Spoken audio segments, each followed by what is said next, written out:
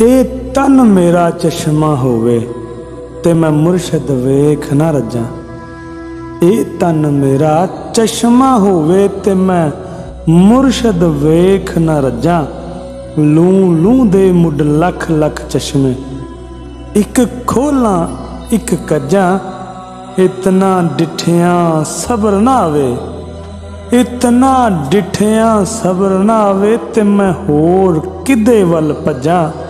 मुर्शद दा दीदार है बाहू, मुर्शद दा दीदार है बाहू ते मैनू लख करोड़ा हजा, ते मैनू लख करोड़ा हजा।